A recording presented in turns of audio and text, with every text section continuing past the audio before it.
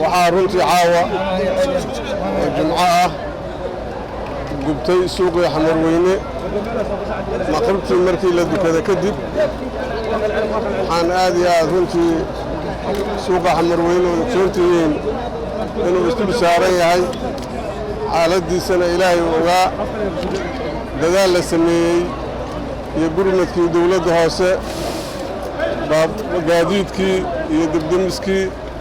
iyo baalooyinkii ayaa mar loo soo wada diray wallaahi dadaal dheer oo la sameeyay kadib waa lagu guuleystay in dabkii la damiyo waxaan aad iyo aad ugu mahad celinaynaa hay'adihii amniga oo si maaragtay uga qayb qaatay hagar la'aan ah sidaasoo kale waxaan u mahad celinaynaa Hormuud oo qaybteeda ka qaadatay oo soo dirtay isla markiiba dibdimisadii soo dirtay markii la isugu tagana alxamdulillaah waa laga guuleystay waxaan sidoo kale u mahad celinayaa maamulka gobolka Banaadir gudoomiyaasha degmooyinka ee meel kasta isaga yimiday oo uu soo gurmada halkan iyo maamulkii gobolka Banaadir oo u jeedin inay wada joogaan oo gurmad degdega ku yimiday waxaan aad iyo aad runtii uga xunahay khasaaraha gaaray dadkii masaakiinta ah laakiin haddii Ilaahay yiraahdo guddiyan u bixi doonaa waan arki doonaa waxay xaaladdu laag tahay laakiin waxaa mar walba aan u sheegnaa dadka suuqyada jooga in wadooyin laga bixiyo suuqyadana wadooyin laga helo si uu soo galaan gaadiidka oo gurmadka inay soo gaaraan hadda soo gaarista gaadiidka ay soo gaarayeen ayaa waqti badan ka qaatay taasina waxay sii saacidaysaa inuu dabku sii socdo laakiin markaan amar siina baalooyinkii oo dhahnay dardara meel shashad ku tagtiin oo kala gooyeen iyo dabdamiskii oo doorkiisa qaatay dhalinyarada iyo dabdamiskana aad iyo aad ugu mahad celinayaa mar walbaba sida naftood hurayaasha ay u dadaalayaan marka alxamdulillaah sidaas la mid ah shirkadaha korontada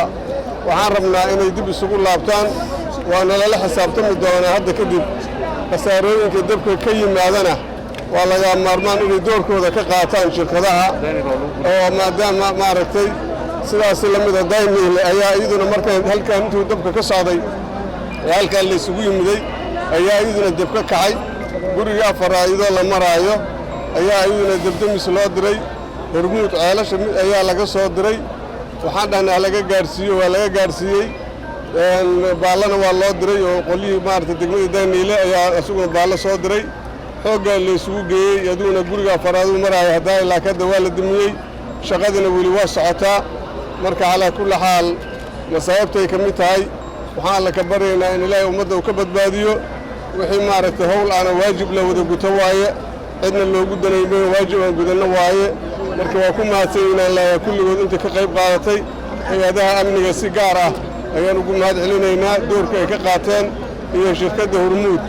anaguna shaqadeynaba waaye alxamdulillaah waa ku mahadsantihiin بعد الصحافة إذن الدور كي قاتل ساعدنا إلى الكنتاجية وأقول هذا لنا وما سنتي والسلام عليكم ورحمة الله وبركاته.